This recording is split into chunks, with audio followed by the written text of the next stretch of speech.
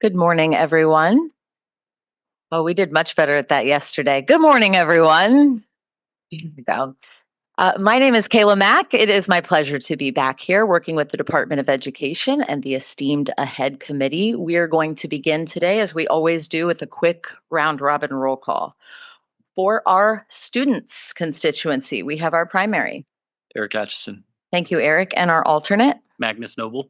Thank you. And for our veterans constituency? Matthew Finn. Thank you. And our alternate? Julie Howell. Thank you. And for our employers constituency, we have our primary. David Kafafian. Thank you. And our alternate? Dennis Cariello. Perfect. And for legal aid today, our primary? Tamar Hoffman. Thank you. And our alternate? Zoe Kimmerling. Thank you, Zoe. For public institutions, we have our primary. Kristen Holquist. And our alternate. Tanja Williams. Thank you. And for private nonprofit, we have our primary. Aaron Lacey. And our alternate. Joanna Roush. Thank you. For proprietary institutions, we have our primary. Jeff Arthur. And our alternate. Ryan Claybaugh. Thank you both. For state workforce agencies, we have our primary. Rachel Stevens Parker. Thank you, Rachel. And our alternate? Andrea DeSantis.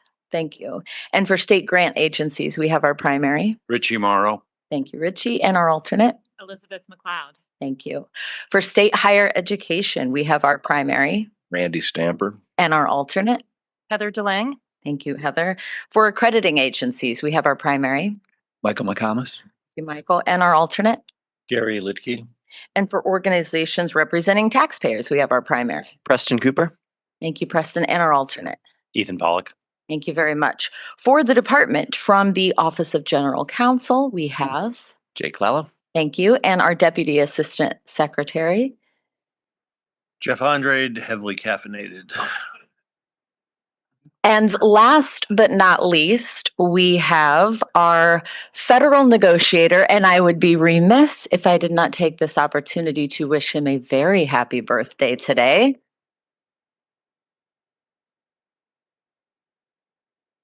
Mr. Dave Musser. Dave Musser. What a gift Dave. you get today. I was really hoping no one would find out about that. Just wait, there's more surprises as the day goes by. Yeah. David, did you have something? Would you like to lead us in that effort? Happy birthday to you. Happy birthday to you.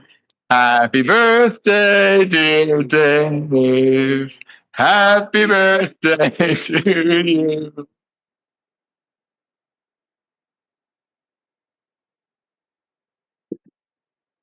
I didn't have a chance to give a thumbs down to that. Thank you guys. I appreciate it. Thank you all very much. We'll bring out the sombrero after the next caucus. Sounds good. Your cheeks are pretty shade of pink now, Dave. To get us started, I would like to circle back to where we left off yesterday. A caucus was called by the department to meet with legal aid, and as always, we ask for a quick report out coming out of that caucus. So I know folks are interested in seeing how that went. Dave, I'd love to turn it over to you. Yes, thank you. So we had a great discussion with our colleagues from the legal aid community. The department gave some information about our intent with this rulemaking, focusing on why we designed the rule in the way that we did, and we discussed with our colleagues what their concerns were, what kinds of things that they were still interested in seeing in the rule that were not currently there. Thank you very much. And I'll turn it right back to you to get us started with today's agenda. All right. Thanks, everybody.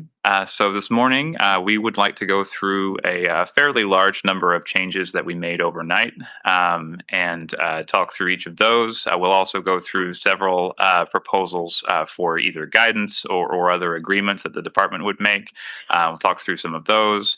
And just to give you guys a quick run of show for the remainder, we do plan to do another update on data requests. Cody will join us at least one more time for that.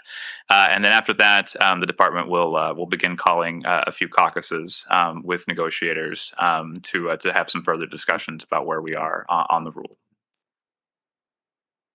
Okay, with that, I think we can pull up today's document.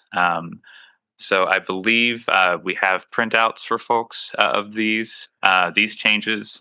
I would note that as we go through the changes, I'll note a couple of places where the department does need to make a couple of corrections. We noticed them this morning, but I'll note them for you. So just maybe put a note on your paper copy, or just note these areas where we will make these changes before we have final language prior to any vote that we take later in the week. The color of the day is aqua.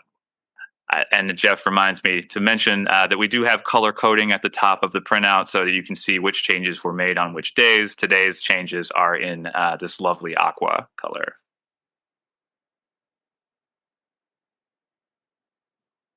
Just wait for a moment for folks to get the handouts.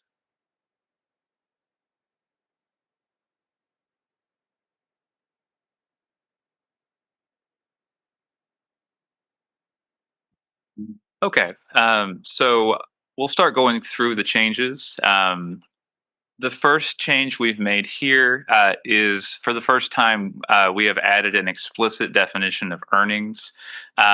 This is in 34 CFR 668.2 definitions.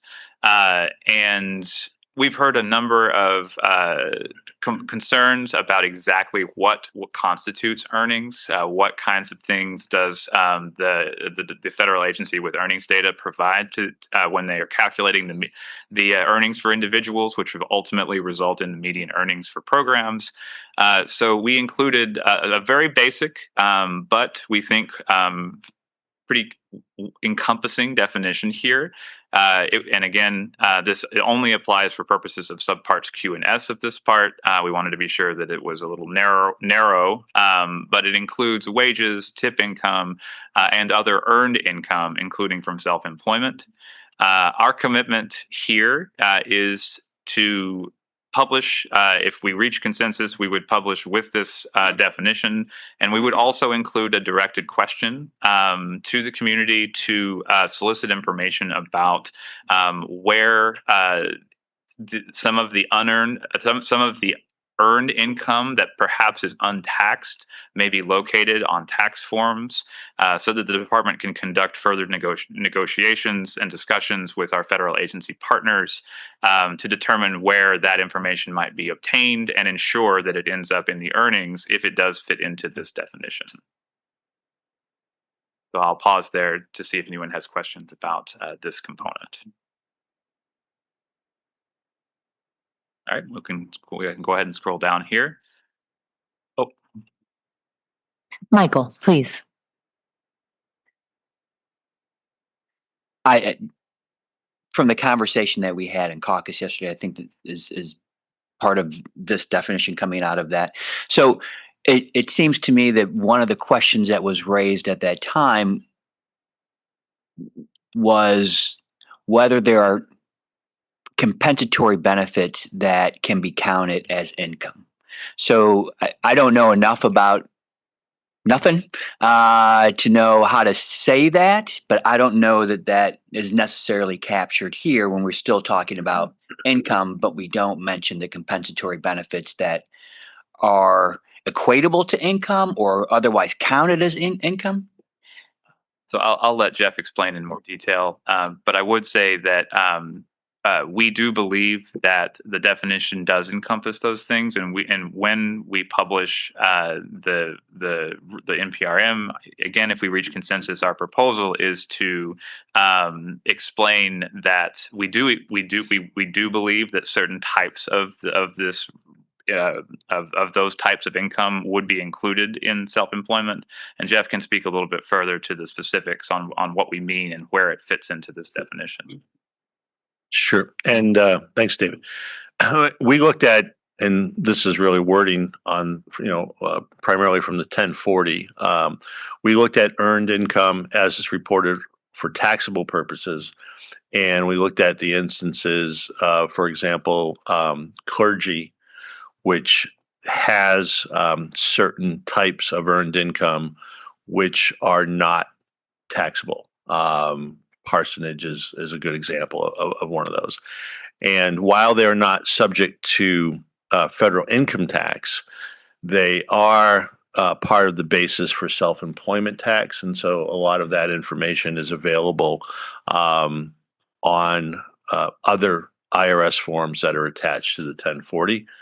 And so that was the basis. So, however, if there were benefits that were not considered to be part of earned income, or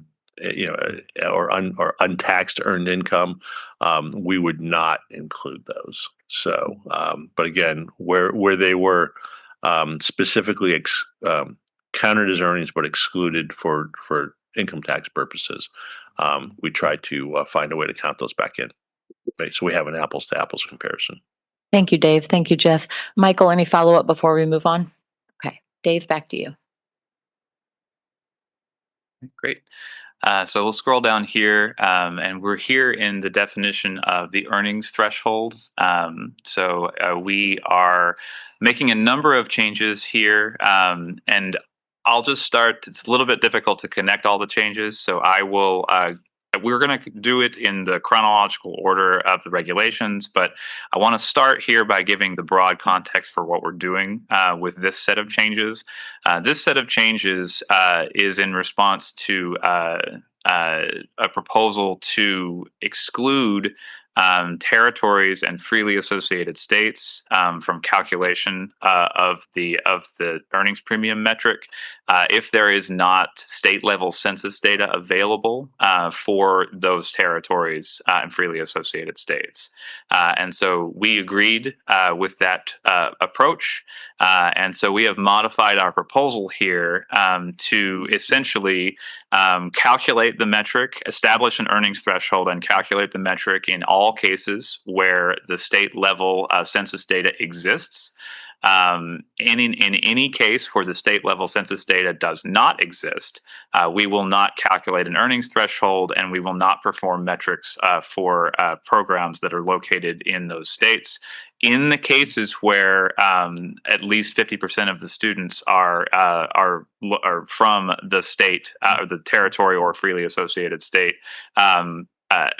and where they meet that test, if more than 50% are from outside that state, we would use the national standard as we would in any other case. So you'll see these changes scattered throughout. The first change here that is designed to implement this, we took out the distinction about state of the union and replaced it with just state, because the definition of state in the department's regulations includes the U.S. territories and the freely associated states. So this essentially says that we will calculate it for a state, but you'll see as we go through, we express the exceptions in other places in the regulations. So let's scroll down here unless anybody has any questions about that. Okay, so this is a separate change. We'll come back to the other one in just a moment. Here, we have incorporated a proposal from David to give the department the ability to establish an earnings threshold using the 4-digit zip code as such data is available and statistically reliable. Currently, we do agree that it would be preferable in many cases to use a 4-digit zip code benchmark. It is more specific and we believe more indicative of the earnings for those individuals for who would be graduating into that field, but it simply doesn't exist right now, so we are unable to use it. So essentially, here we are establishing the ability for the department to use that in circumstances where it is available, if that ever becomes the case. Pause for a second to see if anyone has questions. I think I see one from Eric. Yep. Yeah. Eric, please. Thank you. Dave, I appreciate this change, but just wondering, for the sake of priority, is it language specific that the 4-digit would be used if it is reliable? Because 2-digit comes first, and so I just want to make sure. Yeah, so the intent here is that if those conditions are met, if the 4-digit zip code data is available and statistically reliable, we would use that. That's what that means. Yeah. Thank you, Eric. Back to you, Dave. And just this, I think that's a good point. I want to just note for the record for my colleagues and for our transcript later on that we will explain that in more detail in the preamble. We can scroll down here. And we did the same thing in B here. Keep scrolling.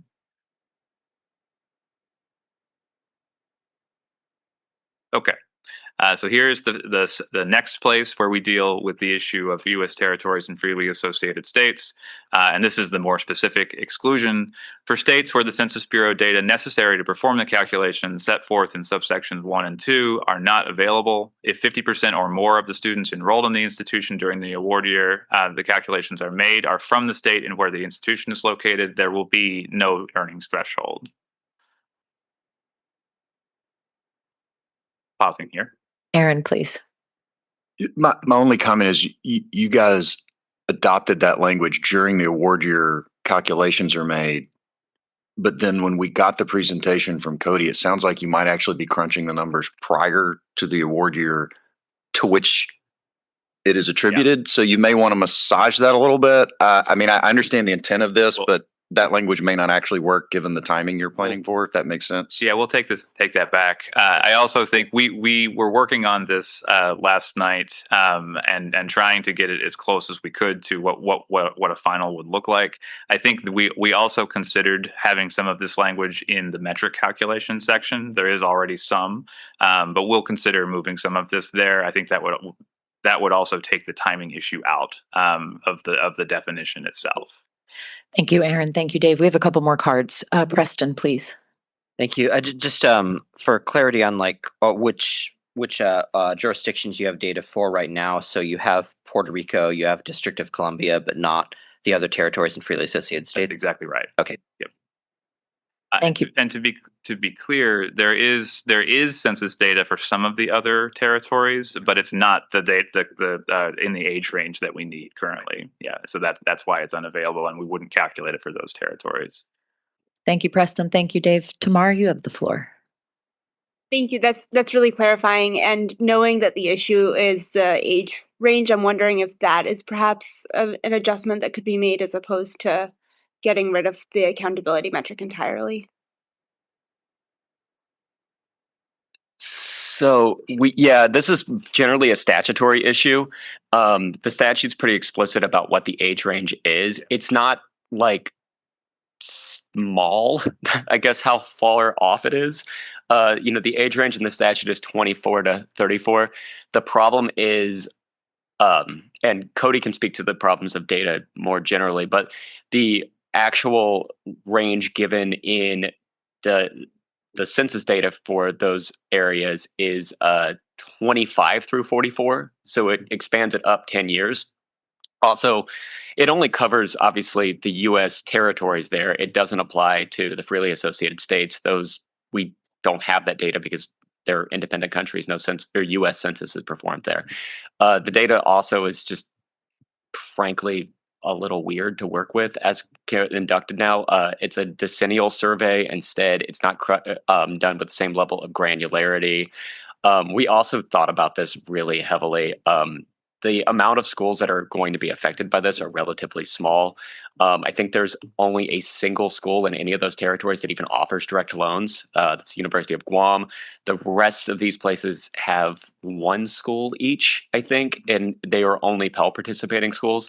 So the overall impact is relatively minor.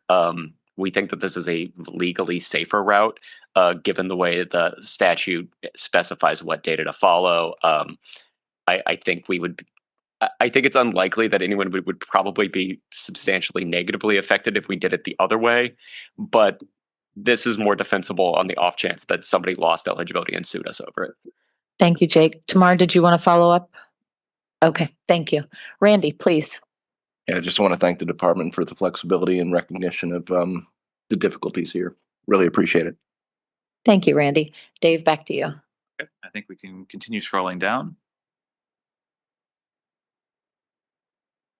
Okay, so here in the definition of an eligible non-GE program, just reminding everybody that this definition is specific to subparts Q and S, although it now appears in a few other places in the department's regulations. We have added a component here to indicate that these programs are subject to the Higher Education Act, Section 454C, which is the section that was added by the One Big Beautiful Bill Act that provides the statutory authority eligibility for the calculation of this metric and accountability consequences for programs. This was in response to Preston's request for more additional language to support severability in the event that a portion of this language was potentially struck down due to a lawsuit, such so that we would have a little bit more certainty that the framework the department sets up is durable for those programs where there is clear statutory authority. I'll pause here. Thank you. Randy, did you have something additional? That's okay. Preston? Thank you. I appreciate this change. I have a question about how this works though. So I guess part of the concern here is that there are certain programs which are subject to overlapping statutory authorities. So you have gainful employment, you have OB3, and then kind of within the Venn diagram of that, you have graduate certificates and degree programs at for-profits, which are subject to both authorities.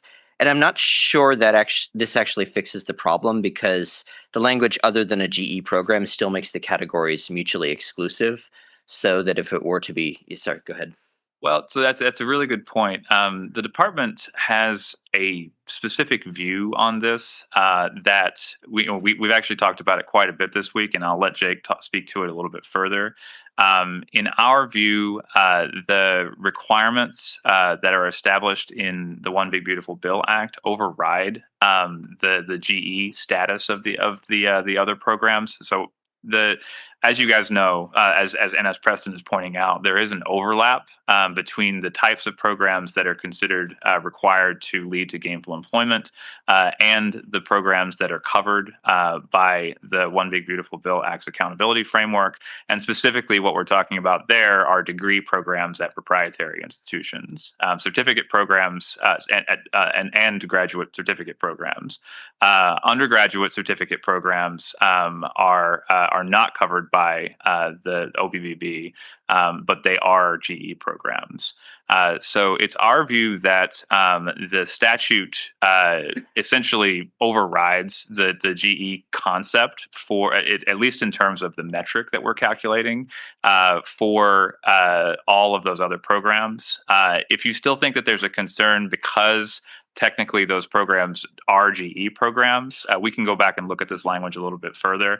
And I think we could also redefine the GE program definition to be a little clearer about which ones are and which ones aren't covered under the OBBB framework.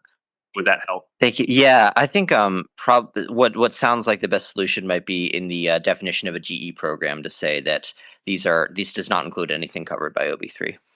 Yep, we can go back and add that. Okay, appreciate that. Thank you. Thank you, Preston. Back to you, Dave. Okay, can keep going down here. Okay, so here we incorporated some suggestions to amend the definition of institutional grants and scholarships. These were really, I think, clarifying concepts for the definition, and this is now only used for reporting purposes. This would not have any effect on the metric calculation, but we are indicating that it would include a grant or scholarship which could convert to a loan if the student does not meet certain requirements. That is currently the department's view, but it is now more explicit in the definition that those types of grants would be included. We also made an adjustment to express that the institutional share of all campus-based programs is not included in this definition, and that also is our view here. It just wasn't explicit in the definition, so we made those changes here. Okay, we can continue scrolling down unless anyone has other questions about that.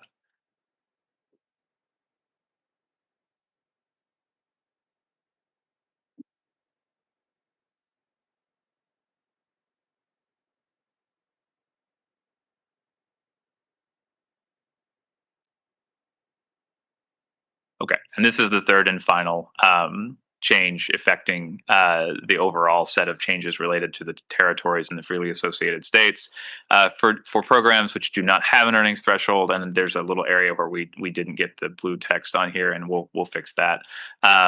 no earnings premium measure will be calculated, but the department will make earnings data publicly available. This essentially reverts back to the current, much in large part, and although not entirely, the current approach, where for the territories and freely associated states that are excluded, are exempted under the current regulations, we still collect the data that we need to calculate their median earnings, and we do still plan to publish that earnings data and make it publicly available.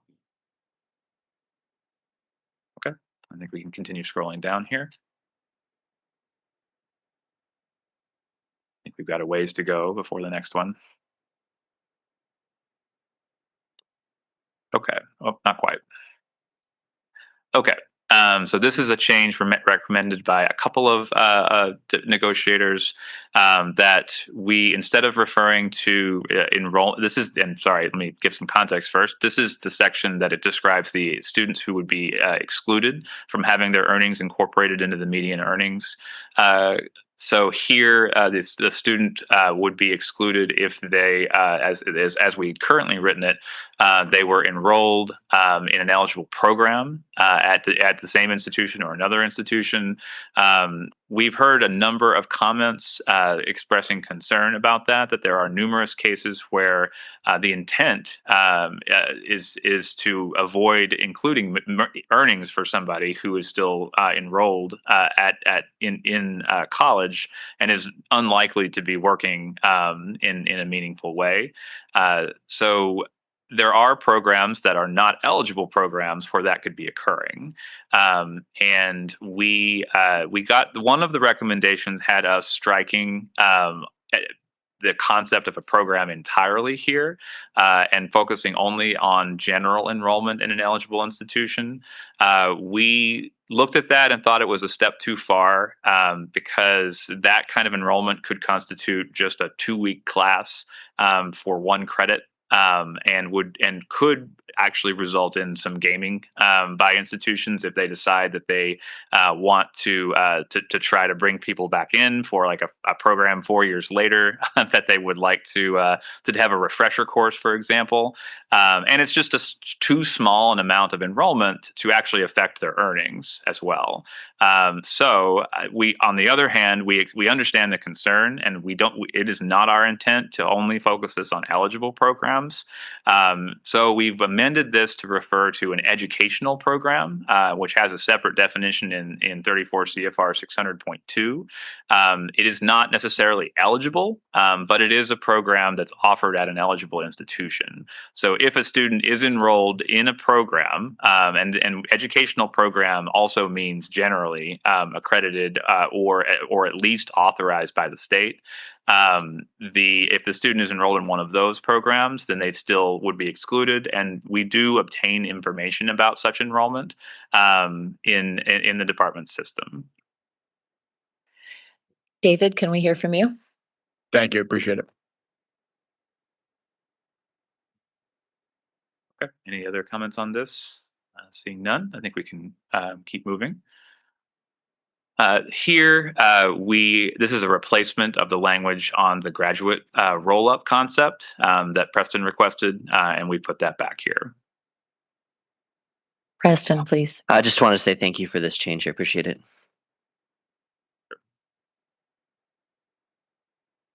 Okay, continue scrolling down.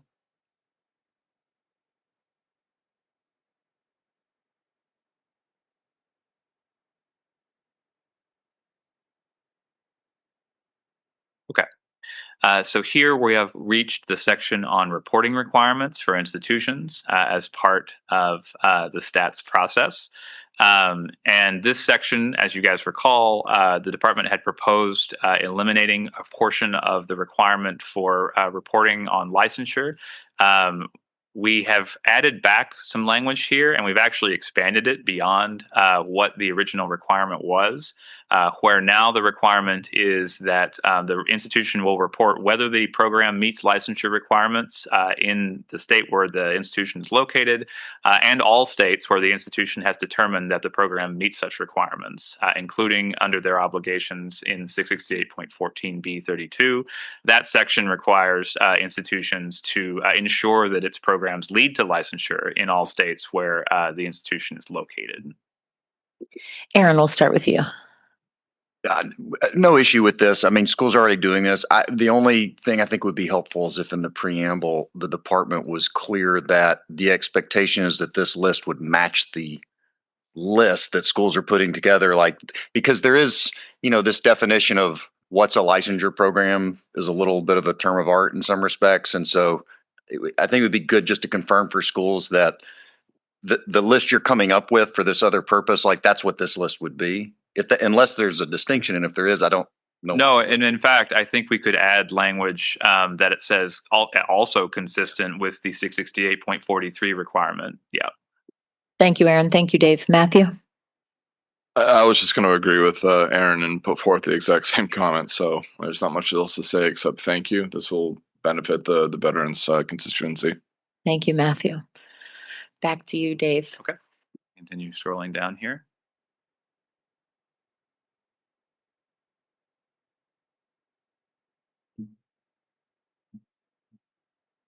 And I think this takes us into, subpart S. We'll continue down here.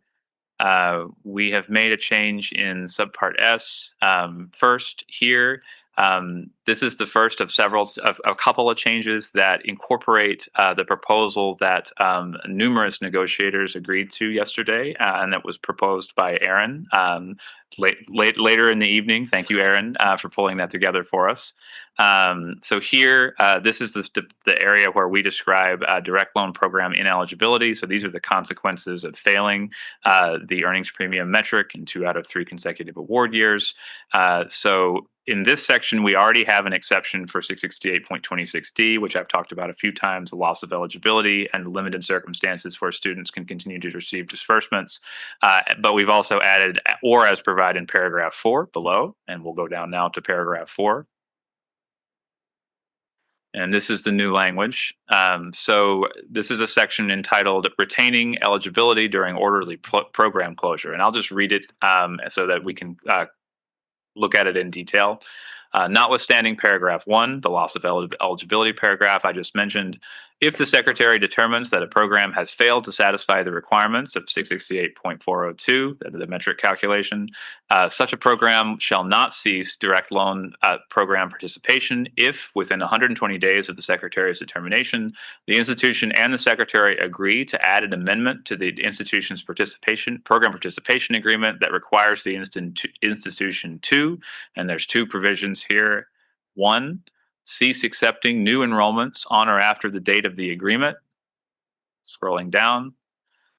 2, engage in an orderly closure of the program in which the institution provides an opportunity for enrolled individuals to complete their program regardless of their academic progress at the time of closure.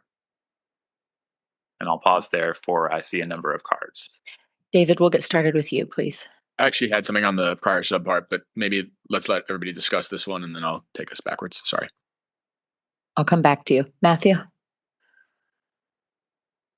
So I just want to thank my colleague here, Aaron, for the work that he's put into, and all the negotiators for this collective effort to get this language right. This is a really important provision, and it significantly benefits my constituency from prior institutions either losing or at risk of their eligibility. And while that accountability is good on one hand, what ends up happening has happened in the past is student veterans and service members get caught in a program kind of in a stage of limbo. So just for the record, what this does is it corrects that limbo period, allows the institution to, 1, voluntarily work with the department to get this right, and then 2, allows the students, particularly students, veterans, and service members from my constituency, retain their opportunity to either transfer or, in this case, particularly continue with the program. So again, just want to thank all the negotiators and the department for this language. It's wonderful. Thank you, Matthew. Tamar? Thank you. I'd like to note that I have some serious concerns actually about this amendment, and I've expressed some of these to the other negotiators as well. But just for clarity here, looking at this language, I'm very concerned about the fact that this enables institutions who we know are failing very low bar accountability measures to keep students enrolled, regardless of how much longer they have in the program. That means that even if they would have failed the second year, students could be enrolled beyond that second year into a third year or fourth year and longer than that. And in addition to that, I'm concerned that there isn't anything here that prevents institutions from seizing new enrollment in a failing program, but not at the same time standing up a substantially similar program within the same institution. To me, this seems like a giant loophole for institutions to try to maintain eligibility for Title IV funds when they aren't actually delivering adequate services to students. So thank you, Tamar. So the first, I think, up to your first point, I'd be curious. It sounds like you're suggesting that that in order to improve this for you, we would establish a time limit, something like, I'll just just suggest what it might look like. Engage in an orderly closure of the program in which the institution provides an opportunity for enrolled individuals to complete their program if the individuals have less than X amount of time to complete their degree or to complete their program, something like that. I think that would be a good start. Again, I still have other concerns, but I think that would be a move in the right direction. On the other point, though, I could talk to Jake about this in more detail, but I believe the department would treat this as a voluntary discontinuation of the program, which would cause it to be unable to add other substantially similar programs to this. And it sounds like other negotiators agree that is reasonable. And so if we need to add language, we'll do that. But that really was our intent here. We do not want schools to use this as a mechanism to simply add another similar program and game this requirement. Thank you, Dave. Thank you, Tamar. I saw a number of cards. I know everyone wants to speak on this. I will get around as speedily as possible. David, I'm going to circle back to you, and then Preston, I'm coming to you. Yeah, I would just say I would echo those sentiments. I don't think any of us were intending that to be gameable in that way. And I think we could be supportive of something that capped it. I would love to see that capped at 100% of time for the student so that the student can't drag out in perpetuity. I do hear the concerns, Tamar. I really do.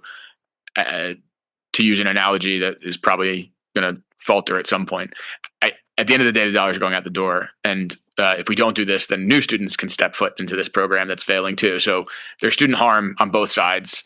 It's just a question of whether a student who's already engaged in the program, closer to completion certainly than any new student, whether they can continue at their own volition and choice. They can always choose to leave at that point too. So I do hear it. I think it's an argument at the equities, and my instinct is that it's meaningfully worse for a new student to be allowed into the program than a student who's already in the program to be permitted to continue. So I think if we can cap it at 100% of time or something like that, that is something that we would be supportive of. Thank you, David. Preston? Thank you very much. I'm definitely of two minds on this proposal. I would strongly support the recommendation for a time limit here. And I also just have a question. So the way that I understood this proposal when we discussed it yesterday in our unofficial caucus was that this option would only be available to a program that has failed once, and that if you fail twice, this is no longer available to you. You're just out. And I think that's the department's intention. I'm just not seeing where in the language that is established. Dave, do you want to speak to that? I'll just say that is the department's intent. If we could scroll back up, we're open to changes to the language to get to that. So I guess I see your point that if there was a second failure, this could still read to include that failure. But it is our intent that we only allow for this after the first one. Go ahead, Jeff. Yeah. But in the case of the second failure, then they would be out completely. And our understanding was that that you did not want to provide the option at that point. This is really a soft landing if someone decides in the first year after the first failure that they want to wind down the program. After that, it's a cliff. They're just cut off immediately. I think the part of the issue when we were drafting this was we wanted to. How do I say this? We were concerned about cases, for example, a fail, pass, fail, for example. Would that be a situation where they were permitted to do this agreement? I would guess not. I think what you have in mind is it's the first time that the institution has failed in 3 consecutive award years. Because let's say this happened and then 8 years from now, the program fails again after it's reinstated and it's up and running again. I think the same thing would apply here. We'd want to give the institution the ability to do this the first time they fail in a 3-year period, and then we wouldn't give them the opportunity if they fail again and in that period and lose eligibility. So I think we can write that in if that works. Thank you, Dave. Thank you, Jeff. Any follow-up, Preston? Yeah, I appreciate that. Thank you. And I would also recommend that even if the the program decides to take this teach out option and voluntarily withdraw, that the department continue to calculate the earnings premium measure data so we can see how the program is performing in the years after the first failure. That is the department's intent, and nothing in this would exempt them from reporting or the calculation. Great, thank you. Thank you, Preston. Aaron? Yeah, just responding to several of the things. 100% the idea was only the first time you fail. Not only that, you only have 120 days to make the decision. So if the 120 days pass, it's off the table. On the substantially similar, 100%, the thinking was that this would be treated as a program that was voluntarily withdrawn. And I think that would still fit in that definition, but it certainly would not be opposed to just making that explicit in the regulation, just that the department will treat this as a program that has been voluntarily withdrawn, so that it will cover substantially similar programs. I agree with the time limit too. I just as a practical matter, and I'd be interested, Michael, not to put you on the spot, but if you or Heather or any of the folks who are regulators have thoughts on this. I mean, my experience is, because this would have to be an approved teach out program. Typically, when institutions enter a teach out, like there are no new, I mean, obviously nobody can transfer into that program. Like there's no one else coming into the program. There are no leaves of absence. Typically, you don't repeat courses. And a lot of that is just because from an institutional perspective, as the number of students in the program dwindle, I mean, you don't want to keep offering a program for another 6 months with one student in that program. So I typically have not run into that, but also, I don't think anyone would object. The only idea here is to give every student who is in that program on the day this decision is made, assuming no leave of absences, assuming that they don't, fail programs, they have the possibility of completing that program. And I think that's the idea. So putting that sort of limitation on it, I don't think is problematic. The only other thing I was going to mention for the department, and I don't think this all needs to be in the regulatory text, but this is a complicated decision for institutions to make. And to the extent the department could float at some point what that PPA amendment would look like, because it's going to have a lot of restrictions in it.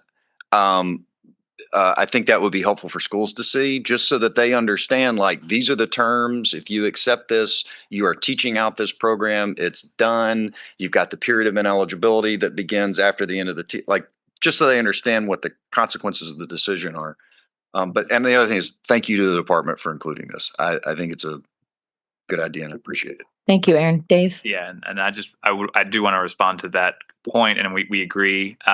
If we do reach consensus and this is included in the proposal, the department's intent would be to provide guidance to the community about how this process works, and also give the sample addendum, which would always be the same. It's not so we don't anticipate having a different one in different cases. Now, just to be clear, there could be cases where a different addendum is signed in addition to that one if there are unique issues because of provisional status or financial issues or whatever. But the addendum for this purpose would always be the same. Thank you, Dave. Michael? Thank you. And thank you for taking a stab at this in such a short period of time. Just a couple of things. Not every program that fails the earnings premium is a program that's providing inadequate services to students. So there's a bell curve here.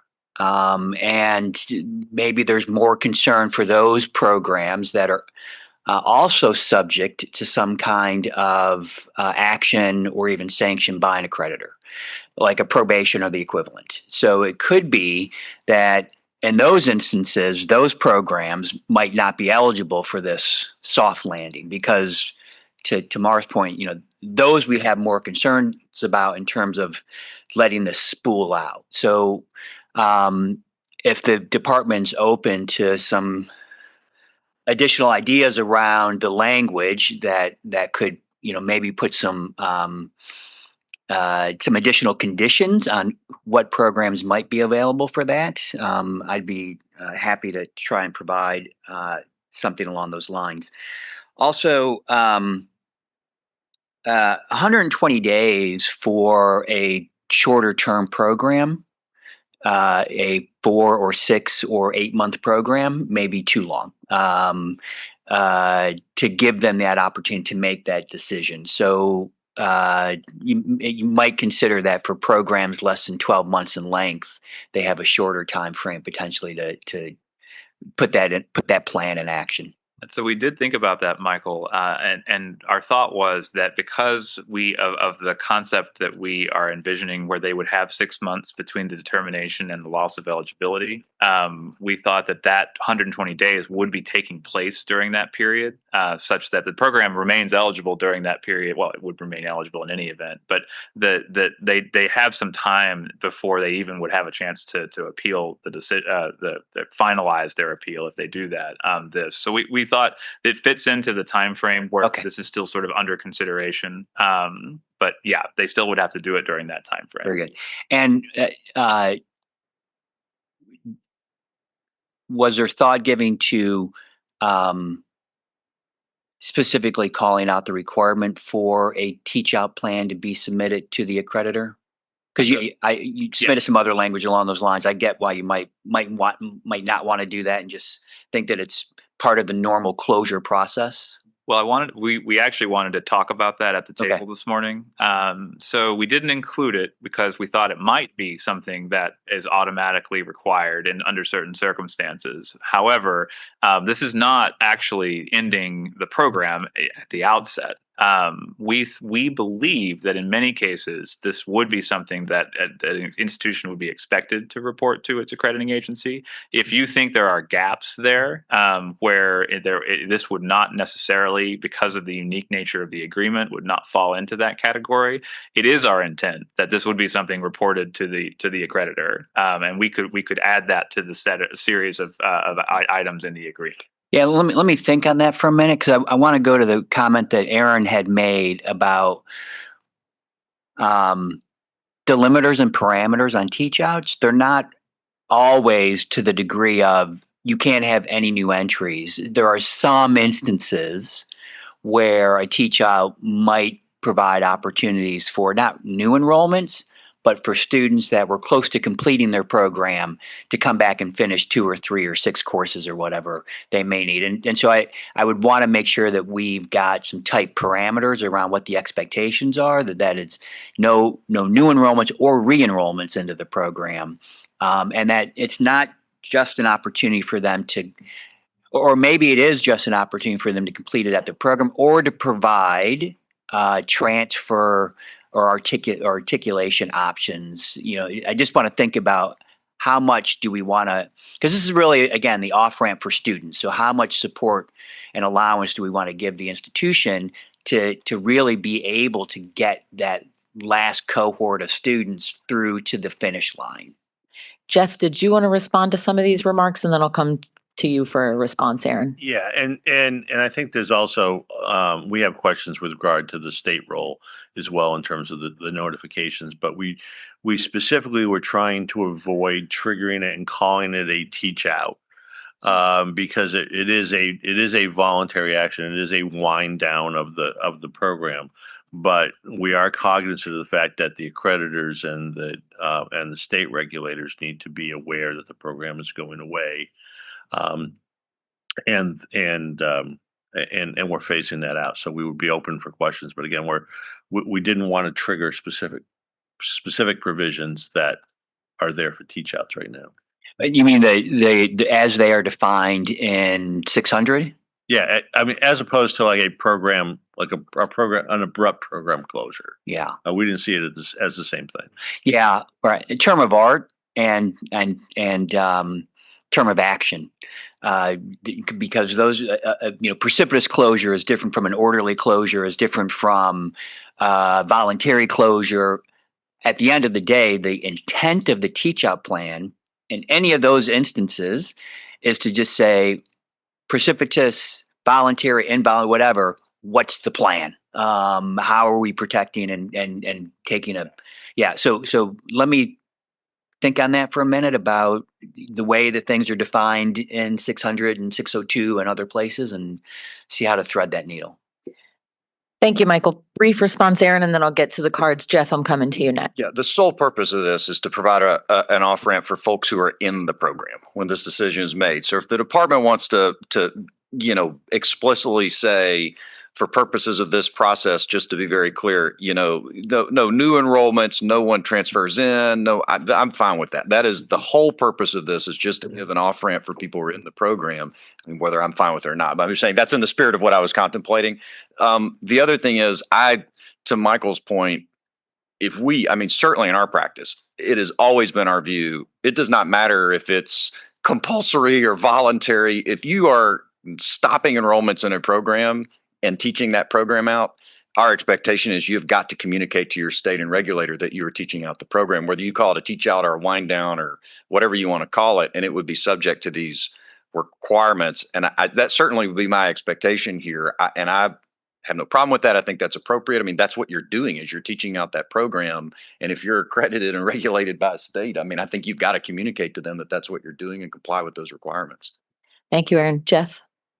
And the other important point to keep in mind is that it's also voluntary and to continue on behalf of the student. The student has that off ramp themselves, so if they decide they don't want to use their Pell eligibility and continue on, they can go somewhere else. So I think it gives a number of options here for folks. So I just wanted to keep that in mind, that students are not going to be forced into that path. That's just an option available to them.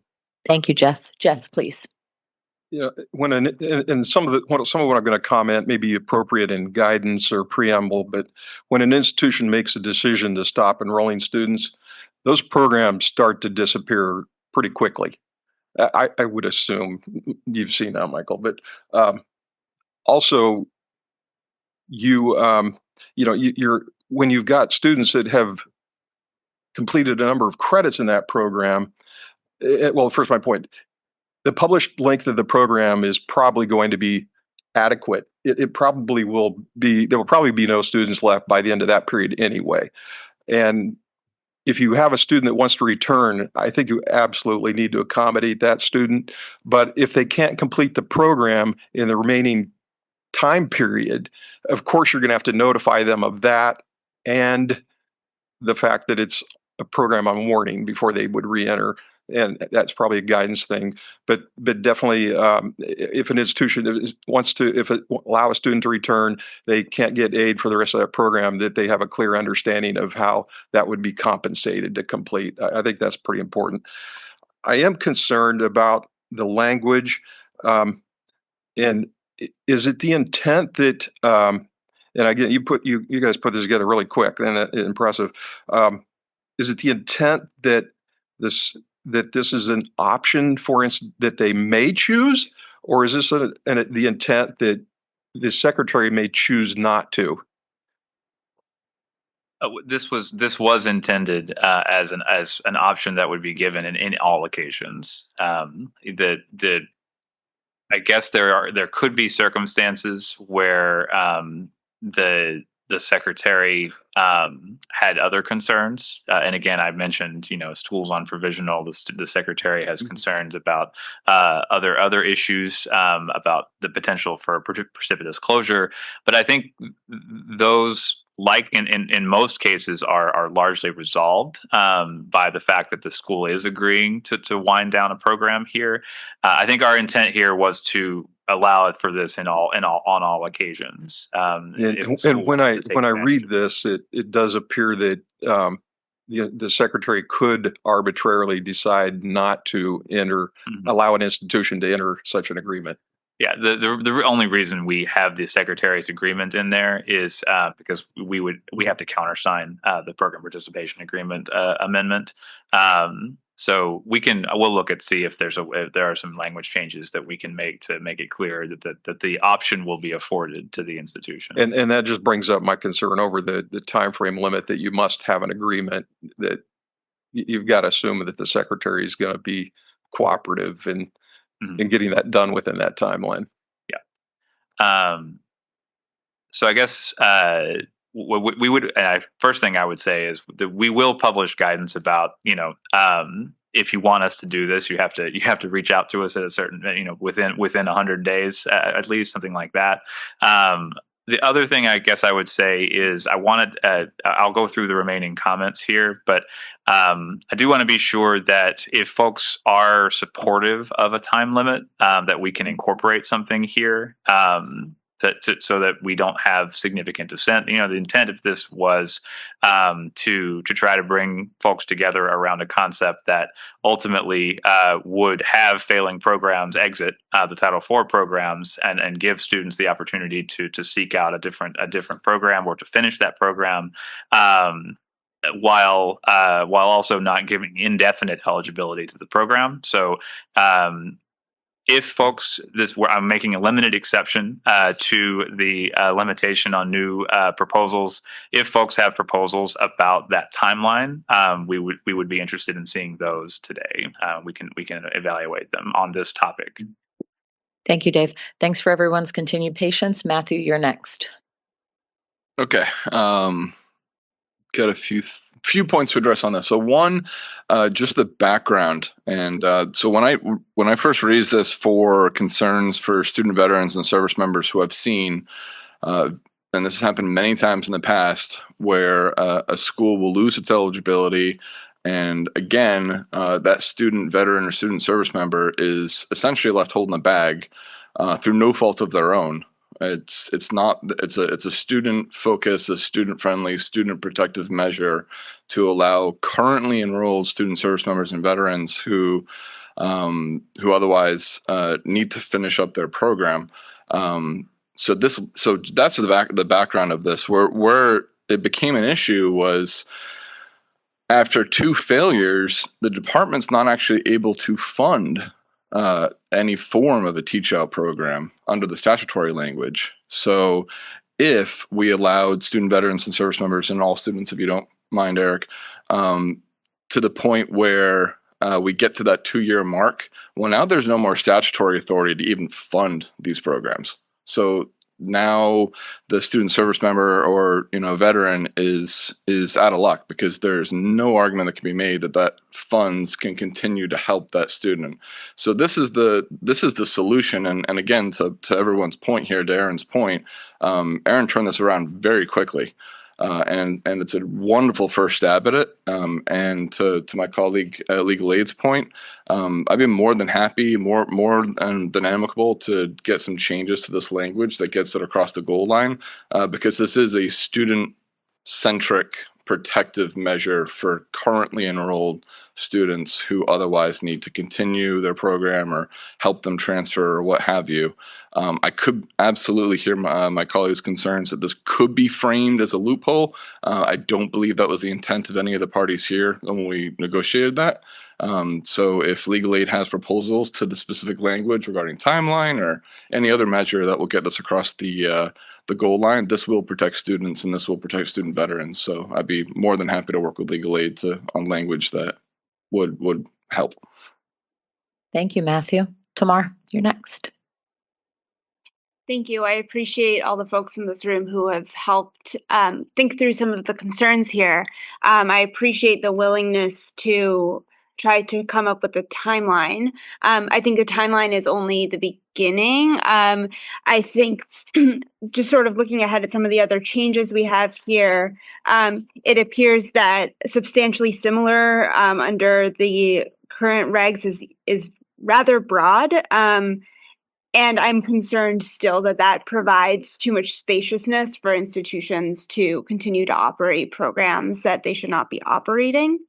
I also appreciate Michael bringing up his concerns, and especially I know that for accreditors, and I imagine institutions too, there needs to perhaps be more thought to transfer and articulation agreements rather than keeping students enrolled in programs that are likely to fail these accountability measures. I'm very concerned with the idea that schools can continue to keep students enrolled just because they just happen to start a program, as opposed to transferring to other programs where they might have better outcomes in the future. So I'm hoping that the folks in this room and the department can give that some more thought. And also to Michael's point about the 120-day window and whether that is too long for short-term programs, I appreciate the department's reasoning for the fact that we're working in data cycles of 1 year, but I do think that the intention behind this is to create some kind of incentive to close programs that are not working. And I worry that 120 days, if that represents 2 cycles or more of a program, it's not really meeting that incentive mark. And it, again, is just providing more runway for institutions to continue to operate programs that aren't working. So in addition to thinking through timeline, I hope that we can also think through some of those issues as well. Thank you, Tamar.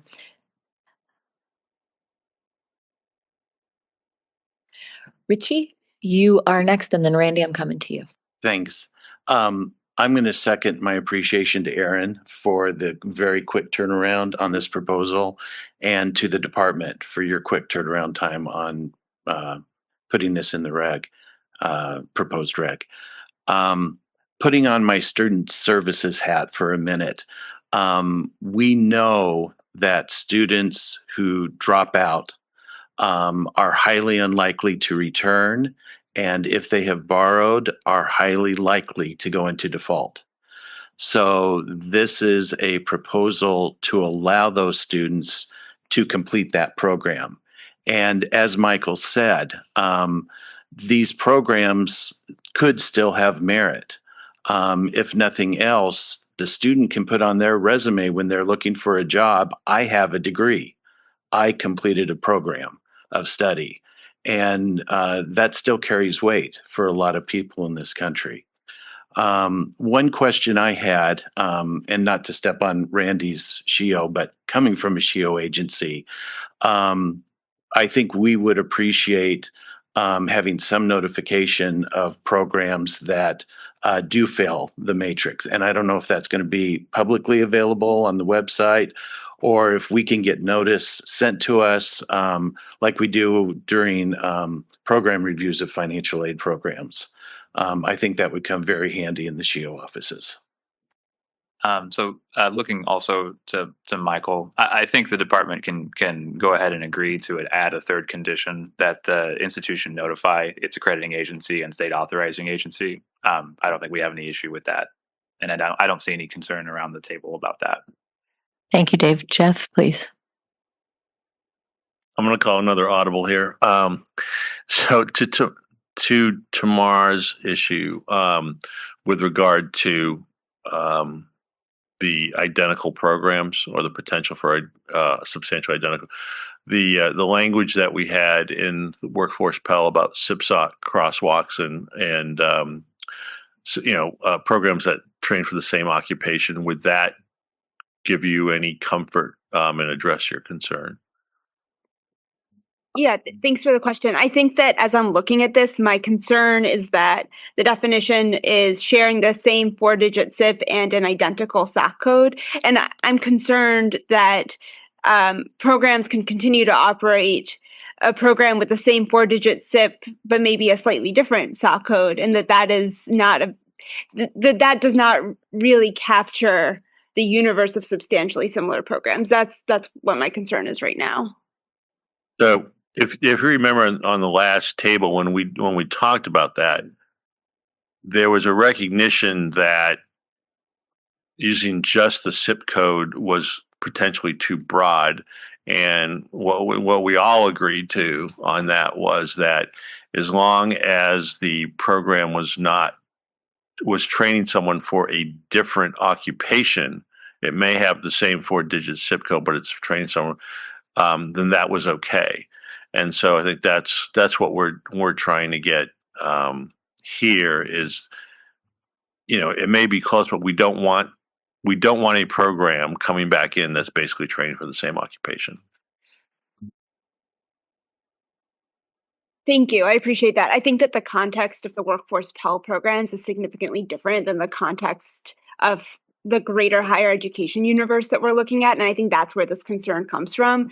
That when you're looking at very short-term programs that are meant to train for very specific occupations, perhaps the crosswalk captures more accurately whether a program is substantially similar or not. When you're thinking about broader programs like in liberal arts, undergraduate programs, I can see how this definition maybe could still lead to substantially similar programs being enacted just because you can qualify the same program as like more than one occupation. I'm happy to give that more thought. We don't have to resolve that right this minute, but that's the concern. Everyone's waving their cards. Everyone wants to speak on this. I am going to go in the order that they were raised, so I'm going to ask for everyone's patience. Richie, did you have any quick follow-up before I move on? Thank you. Randy, you were next. So continuing the Aaron Love Fest, well done. And also to the He's no Cody though. He's no Cody. I want. I was going to mention yesterday that I want to nickname Cody Cochart, Flowchart. So I was going to make a comment about the accreditation and the state authorizing agency. I'll make that comment, but in thinking about the comment, it raised a question. So to Tamar's concern and what Michael said, in most, if not all states, if an institution is going to shut down a program, that triggers any number of levers at the state authorizing agencies about student supports and about process and timeline and all of that. So that's another layer of protection for students. But in thinking about that, the question came to my mind was if a state's stringency standards were higher than this, would the state still be at liberty to do something outside of the bounds of this expectation? Yes. So what this says is the department, notwithstanding the requirement that the program lose eligibility under the rule, that they wouldn't lose eligibility. That's all that's doing from the department's perspective. If the program loses eligibility for some other reason, if, for example, the state authorizing agency says we no longer authorize this program, the agreement would not preserve eligibility at all costs. The agreement preserves eligibility despite the specific program earnings premium process within the context of any other other eligibility issue. Right. Thank you. Thank you, Randy. Thank you, Dave. Michael, we're back to you.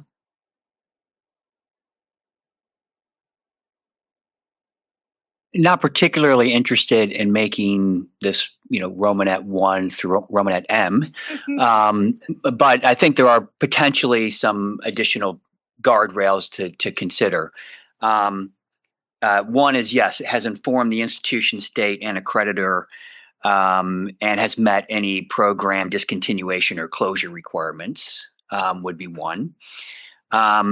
To Tamar's point, will not seek to reestablish eligibility for 2 years after the last student has, for the program or one that is substantially similar after the last student has completed the program. That was one of the caveats that we had talked about in our caucus because, again, we're talking about a bell curve here. An institution may be able to revive a program. May get, have capital, an infusion of capital to buy new equipment to make the program better. So I don't know that missing 1 year of a earnings premium should be a death knell in perpetuity for a program, but it should provide space and opportunity for the institution to improve it and to demonstrate to its state and to its accreditor those improvements have been made before they can restart it. So that might be just another opportunity to say, look, closed may not be closed forever, but you still have a period of time when you can't seek to reestablish eligibility, just like you would if you missed it in the second year. So that would be a caveat as well. And then lastly, Dave, you had mentioned that the use of the phrase "and the secretary agree" is more formulaic or just because you're signing an agreement. Although when I first saw it, not knowing that, my thought was not that there would be an arbitrary reason to not agree, but that you are giving the secretary some room there to say, no, not here. And whether that needs to be defined or not may be something to think about. I would I would take off the table the eligibility for this off ramp for any program that's subject to any kind of probation or equivalent action by its state or creditor. Maybe those are not particular programs that you want to have the soft landing in, or at least that the secretary has to give them less than kind of, just signing the piece of paper. You've got to do some additional kind of review or something like that as to what the reasons and rationale are, because there could be really serious concerns. It could be a flight school that has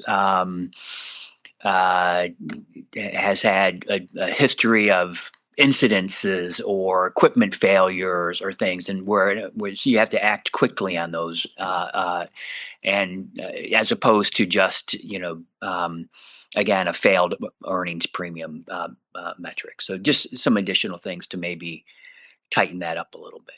Thank you, Michael. Kristen, please. Thank you. And to all, I apologize.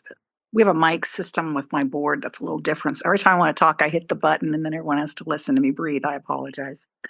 24 years ago, I remember sitting this time with Dick Murnane at Harvard, and we had just adopted NCLB. And he says, this is going to fail. And I said, why? He says, you're over-identifying failure, and you haven't given enough space and conditions for people to improve.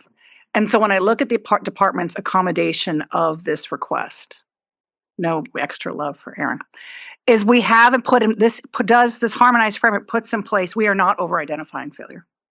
And we are protecting taxpayers and consumers, not all of them. And continuing to fight about the one or two or the couple outsiders, we're missing the boat. We are truly creating an opportunity for two things we talked about. First at Workforce Pell, and then I talked about yesterday. The first in Workforce Pell is, if you've got a set of programs in your state that are failing, you have an opportunity in that year one with the disclosure to the state. I'm a SHIO, you're the head of the workforce agency, we can talk. These programs are going to go away potentially in another year. Where do we have workforce needs? How do we need to collaborate? How do we need to bring employers to the table? What do we need to do so that we're not facing a cliff in a shortage area? So that is planning time. That's a good accountability system. You guys know I'm chair of the board. The board and the leadership team need time to recognize and have a frank and realistic assessment. Can we turn this program around? And if we can't, this is an excellent, transparent route for all of us. I've seen it head on. Faculty do a lot of, this will drag out the denial stage if we don't put this in place. They'll argue with the data. They'll have value disagreements with whether it's their job to have anything to do with with graduate earnings 4 years later. There's just a lot of magical thinking I think this will get in front of. We have about 134 programs that'll fail at the regional public universities are part of the sector I'm in.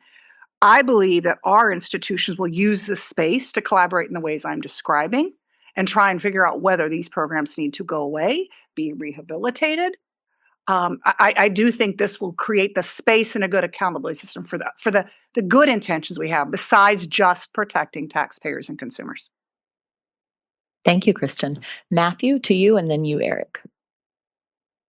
So I second my colleague's point there, and I'll also add too that some of these boards actually extend their membership to students and also student veterans. So, which transitions to my next point about agency. It's really important to consider in the backdrop here for background purposes that these are men and women who've been entrusted with the lives of others, many of times in combat zones with millions of dollars of equipment. They are highly professional, highly intelligent, and are capable of making their own decisions.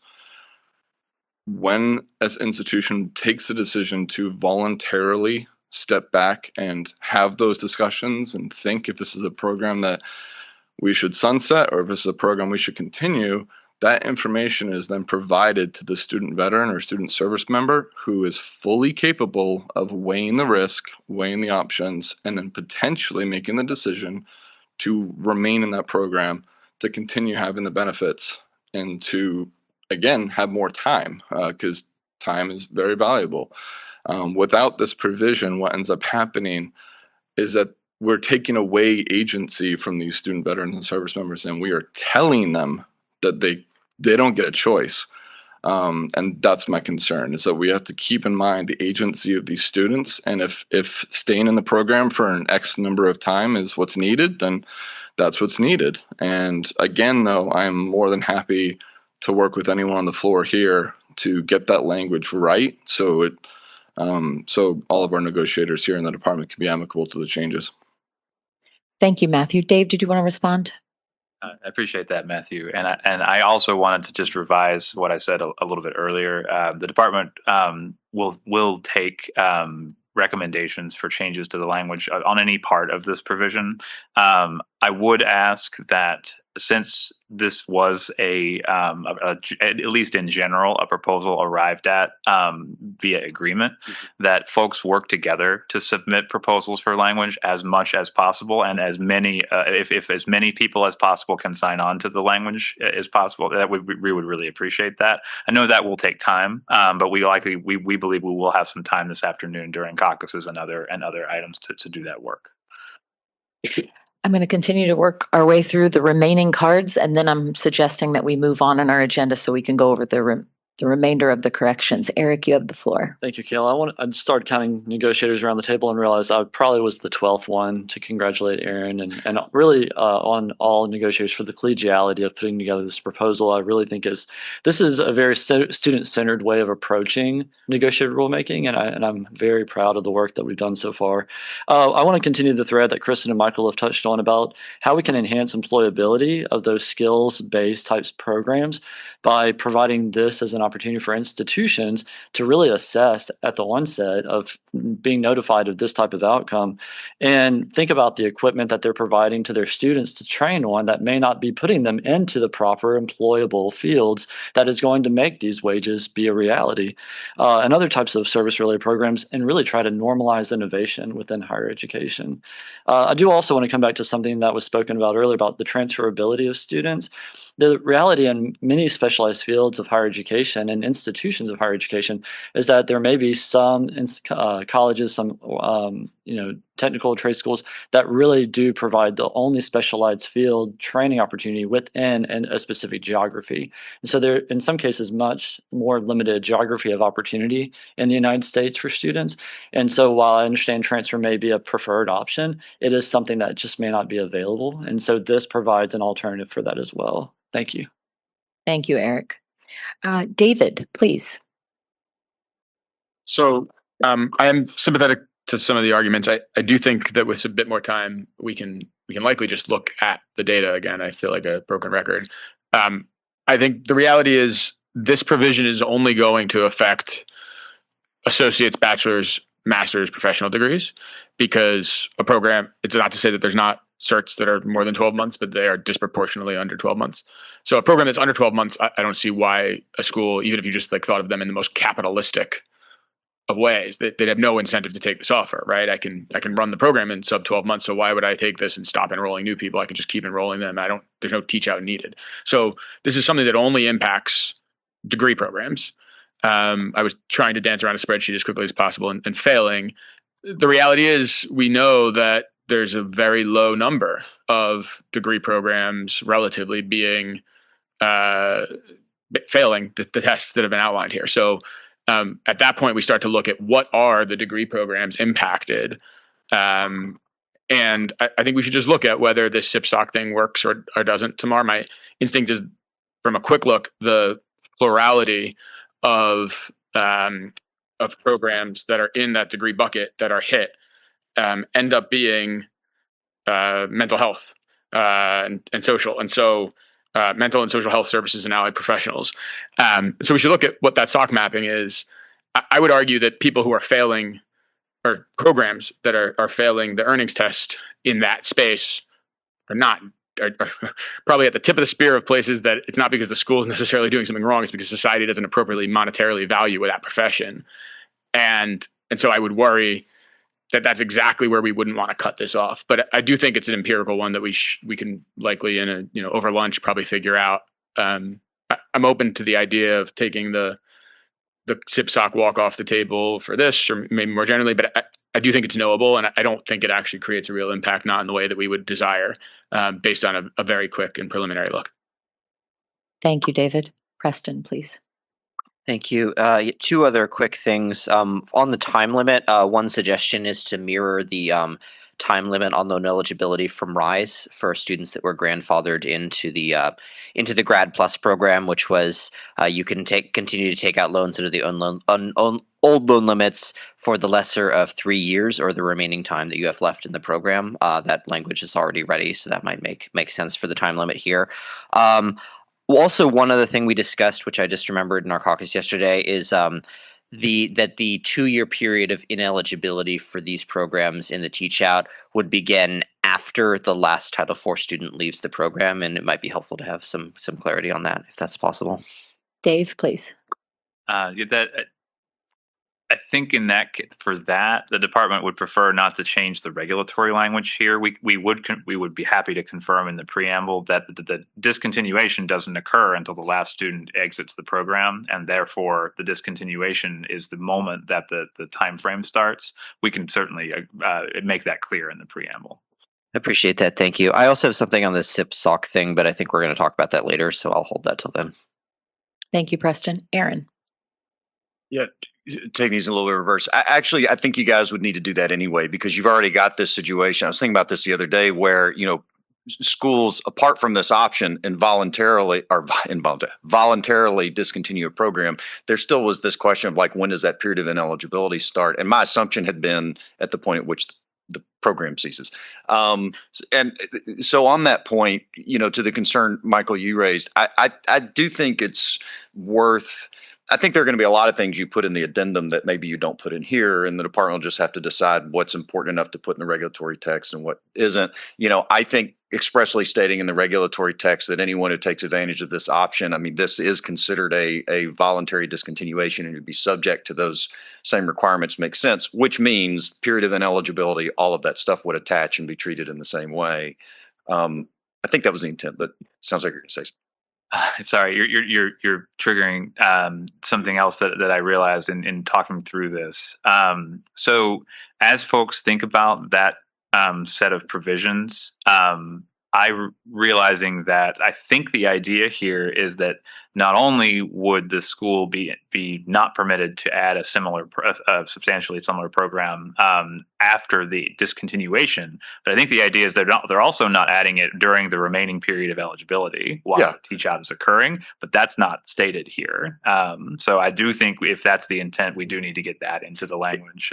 Same question though for an involuntary discontinuation. I keep saying involuntary. If I voluntarily discontinue a program without regard to whether I'm doing this, I had always assumed that you could not roll out actually, I think it does say you can't roll out a substantially similar program from the point. So if you're treating this as a program that is voluntarily discontinued, I think it would be subject to the same restriction. So it is, but remember that the discontinuation doesn't occur until the program is no longer in operation. So the decision to discontinue a program could be a decision to discontinue it in 3 years, and it's not the intent of the department to start the clock at that point. It's when the program ceases operation. Otherwise, the metrics would continue to take place, and this is not this provision, but in general, the metrics would continue to take place, and the program could lose eligibility for that reason under the normal process. It's when once the institution says this program is discontinued, no, the students have left, it's done. That's the point at which the 2-year time frame begins. So because that is true here too, the discontinuation doesn't happen until the last student graduates or withdraws from the program, and you still have the period during which that there's eligibility that you have to deal with that. So I think we just need to make sure that that's clear in the language. Okay. Well, I'll just say from my perspective, I'm flexible on that. If the determination is that schools are choosing this path, can't roll out a substantially similar program at the point at which they've determined to discontinue the program, I think that's reasonable. So I don't have issue with that. The other thing is, I just wanted to echo what Dave said. I know there's some concern had been expressed about short-term programs of 120 days, and to his point, I could not imagine why a program less than 12 months would ever elect this option, because I think they can just teach it out on their own time. In fact, if it's less than 6 months, they could wait to see if they got dinged a second time and still have time to teach out the program. So I just expect that issue is not going to come up. But generally, just want to say my sense is that concerns can be addressed, and very happy to cooperate to do that, and appreciate the department again including this idea. Thank you, Aaron. Richie. I was really hoping I'd go before Aaron so he could have the last word, but I think we have to remember with this proposal that even though we're not using the term teach out in it, it is still like a teach out program. And this is just an option for the student. It is making it available to the student. The student still has other options that they can do. Eric mentioned, there are some issues with programs, specialized programs. There's geographical issues possibly as well. But the student could decide to transfer into another program that's meeting the regulations at that institution. They could decide to transfer to another school that offers the same program. So they don't have to maintain and complete their degree at this institution. And I don't know what other options, that are available in teach out. That's not my specialty, but they have those other options that'll be available to them. This is just one of them that they'll be able to examine. Thank you, Richie. Looks like Aaron will take the last word anyway. Yeah. Preston, I had the same thought you did about harnessing the loan limit concept. That's about the lesser of the 3 years. My only thought about that was it is student specific as opposed to program specific, and because we're going to be trying to come up with something for the department, I guess my question is, because I had the same thought, and I think, you could still have bachelor's degree. I think you want to avoid a situation where somebody's like, if they're halfway through their freshman year and a school elects this option, although I think the way that is envisioned is like 3 more award years. So that ought to get them even through a bachelor's degree program. So I think that works from a student perspective. My only question for the department is, do you think it's problematic if the time limit is attached to students as opposed to program length for purposes of like your regulatory approach? Dave? Yeah, it is a challenge overseeing that because essentially what that would mean is the school would have to tell us what the longest period of time was for their student at the time the agreement was signed, so that the department would know where to draw that line. Because the student's progress keeps changing after that, so we would have to decide what the limit was every single time, and that is a bit of a challenge operationally. I'm not ruling it out. I'm not saying that we can't do that. It would be a challenge, and I appreciate you mentioning it. What a school could do, though, is they could look at the currently enrolled student body and say, and the department could dictate these parameters. The department could say, at the time you file this, you agree that you are only able to offer the program until the point at which the current students, assuming no LOAs, no repeat classes, et cetera, all would have the opportunity to complete. And then I think a school could fix that date and say, if everyone passes all their programs, no one repeats a class, no leaves of absence, this would be the date of the last graduation. And that's the notion, that I'm describing, is that it would still have to be a fixed point, but determined using those criteria. Yeah, and maybe schools could be required to provide that within those. Okay, that's helpful. Thank you. Thank you, Aaron. Dave, we're at 10:30, so I'm inclined to suggest a break relatively soon. Do you want to do that before we work through the rest of the updates? Or do you want to get through these and then do that? Let's get through the rest of the updates. We only have a few left. I love the optimism. Everybody can. Let's go to the next one. Hopefully, their caffeine holds out a few more minutes this morning. Yeah. Yeah, there you go. Can't beat physics. All right. So scrolling down here, scroll up just a tiny bit, please. Yeah. So this is the section on establishing eligibility. And this is where we're talking about updating the list of programs. We added a paragraph at the end of this section. Let's scroll down here. And we also made this change. This is the change relating to SIP and SOC codes, where we would prevent institutions from adding a program that has we originally proposed that has the same 4-digit SIP code as the one that failed or was voluntarily discontinued. Here, this essentially narrows it to one that has both the same 4-digit SIP code and an identical SOC code, according to the crosswalk. So let's scroll down a little bit more. We'll get to this other similar change, and this is the other change here, which is not the same issue, but I did want to mention that the intent of the department was to apply the same SIP-SOC relationship. It's not in there right now, and we would change it unless we have other disputes of this general concept, and we pull the whole thing out. But here we are adding back the provision that would prevent an institution from updating its list of programs to include the 2-year loss of eligibility if where the school shares the same 4-digit SIP code, so let me read through this here.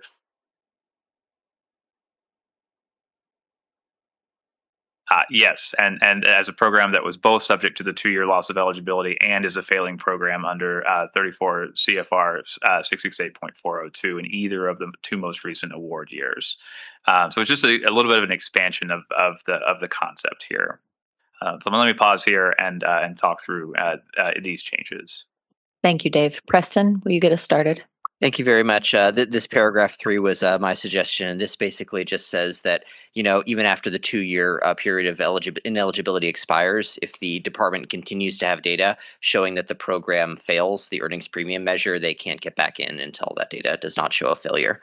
Yeah, which I'm very thrilled about this addition, and I'm very grateful that you included it. I think it will make for a much stronger process to regain eligibility.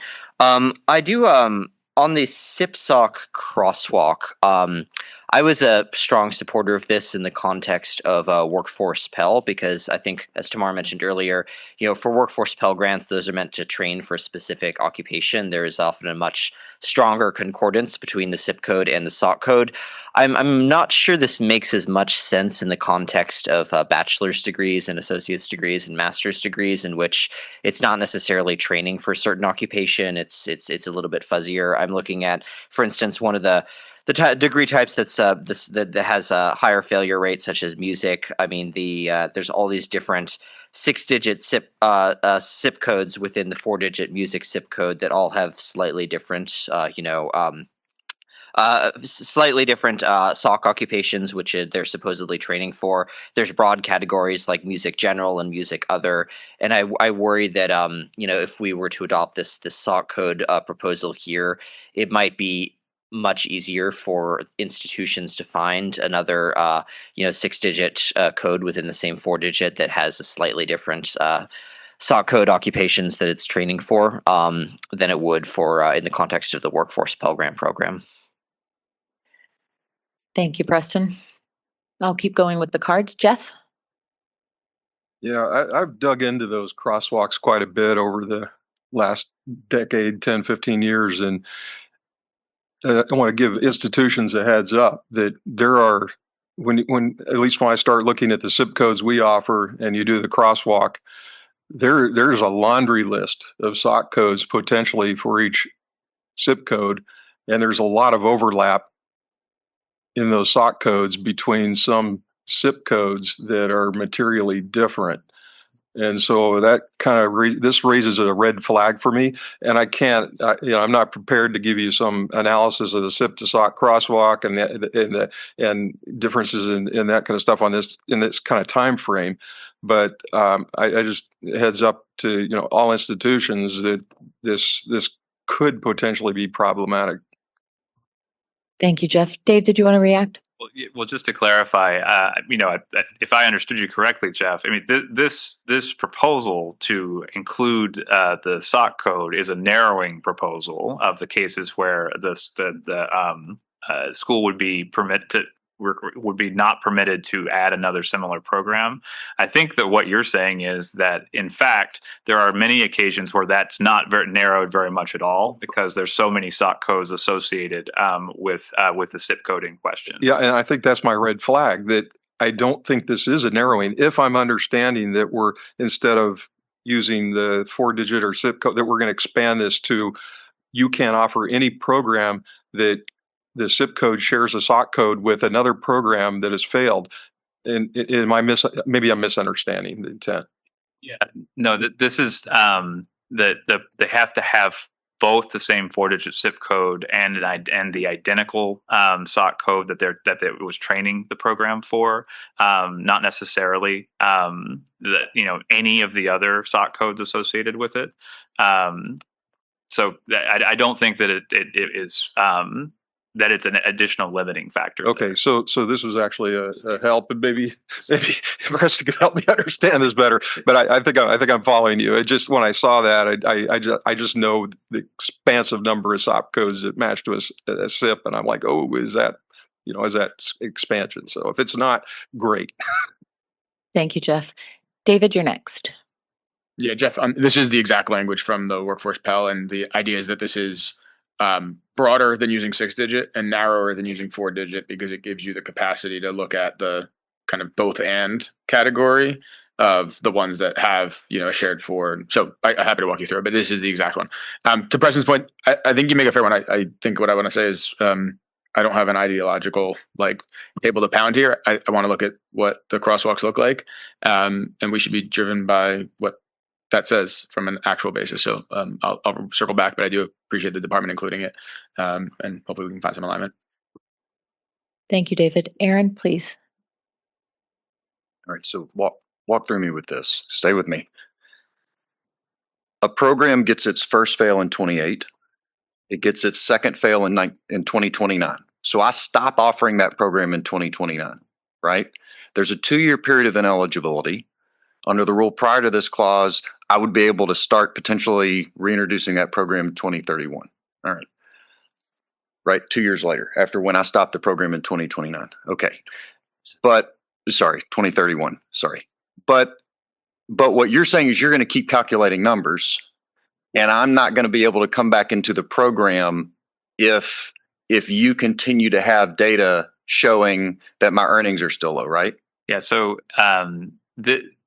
what that is saying is if you continue to offer the program, we will use the data that we have for that program, and we will continue to calculate the earnings premium metric.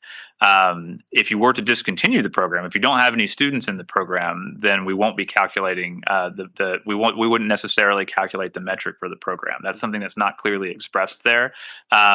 We need to be, I think, a little careful about that concept. Given that we've added this language, I don't think it was as important previously when we didn't have this language in there. It is not the department's intent to just say, it was failing 2 years ago, you discontinued it, now you can never offer it again. Yeah. The idea here, I think, from Preston was we don't want a situation where the school loses Title IV eligibility, manages to keep the program running, but the program continues based on past cohorts.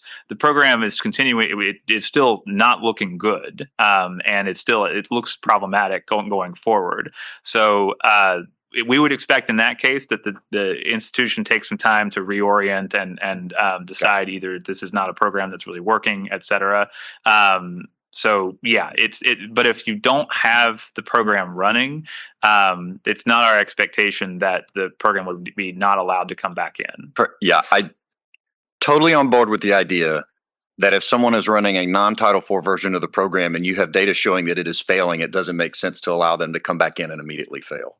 Totally get that. Yes, my concern was I have stopped this program and it is a decade before I run out of back cohorts that are failing cohorts, right? And there's nothing I could do about it. So I do think making that clear is important, but I appreciate that point. Thank you, Aaron. Thank you, Dave. Randy.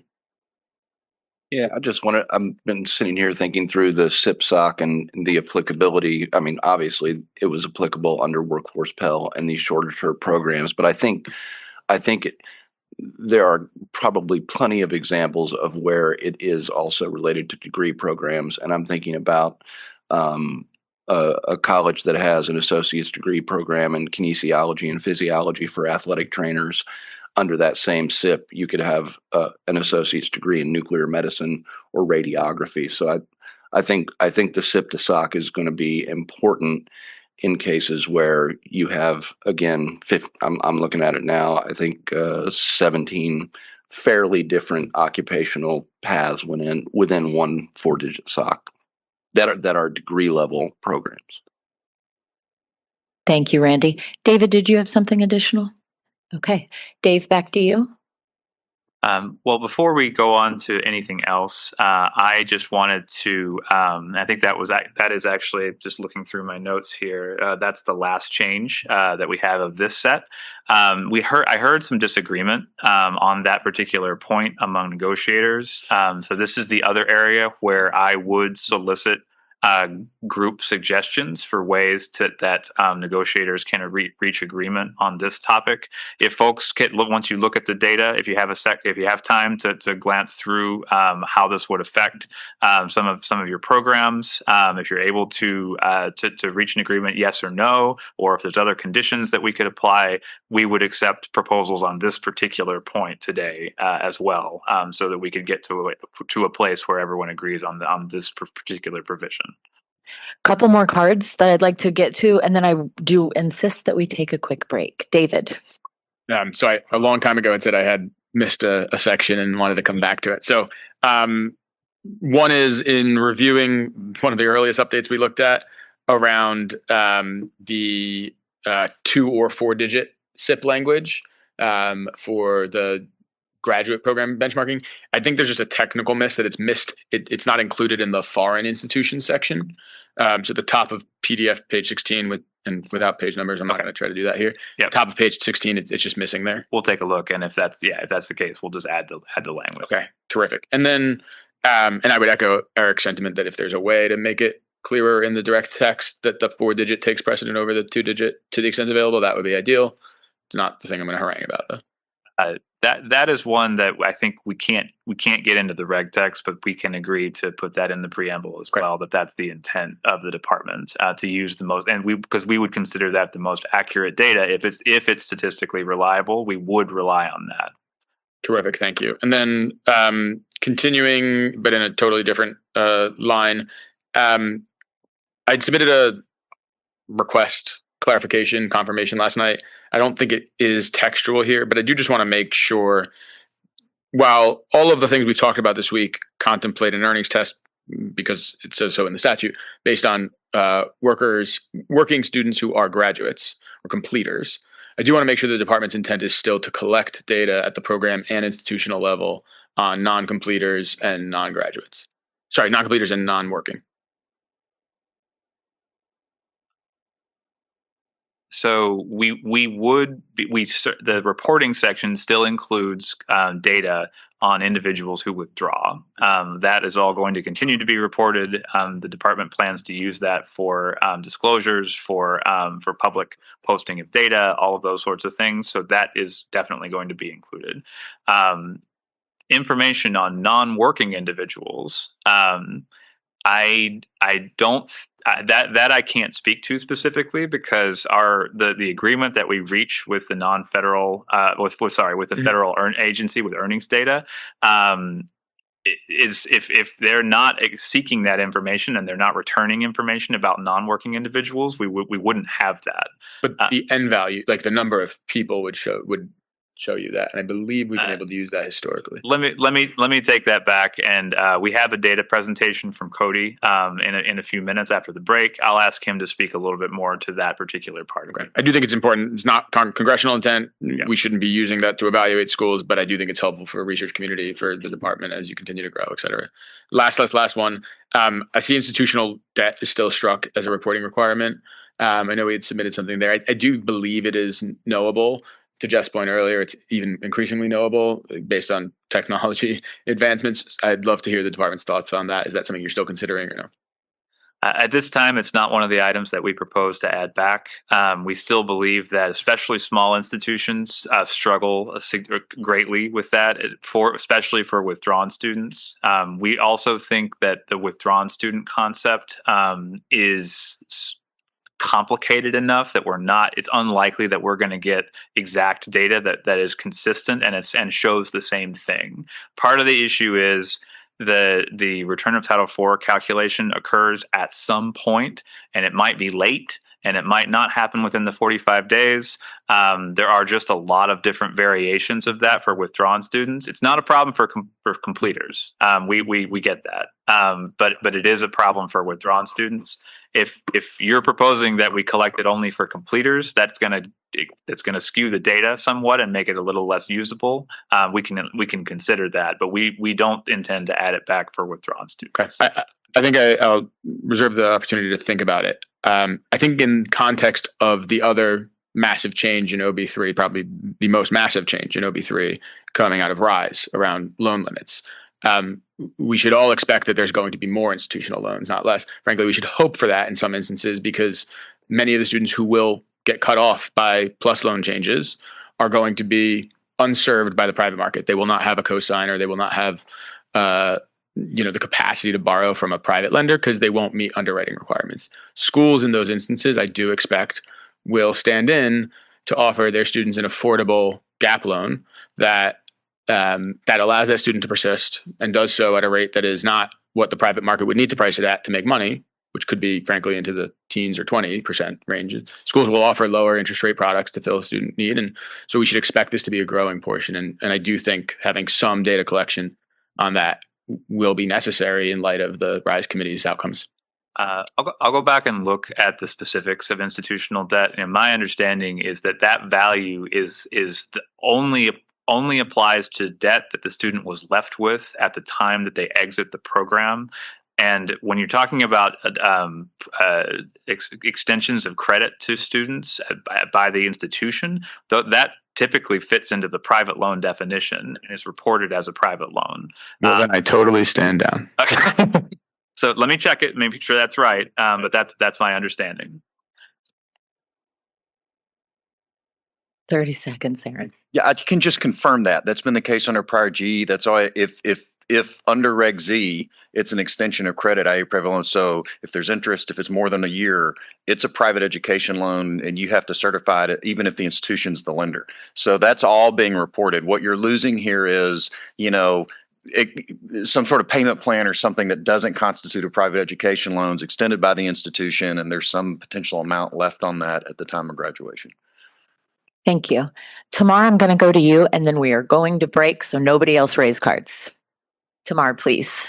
Thank you, Kayla. So on David's point, I actually couldn't agree more about how important it is to continue to document and report these things. If there is a limitation on students who withdraw, then I would ask that we at least include students who have graduated, because I know that from a consumer lawyer perspective, these things get very murky very quickly in terms of how institutions classify extensions of credit versus institutional debt. So I'd like to make sure that we have that information.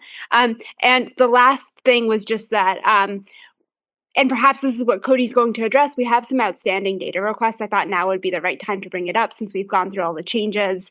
One is still about the 6-digit zip code level earnings data. Yes. I was hoping that you could ask those when Cody is here to give his data update. Or do you want to talk through them separately? Oh, no, I just wanted to make sure that we're tracking. So it's that one, as well as the data on written arrangements between eligible institutions and ineligible entities. That was a condition of consensus during the last week. I just wanted to make sure that was still a work in progress, at least. Yeah, we'll take it back and look. Thank you.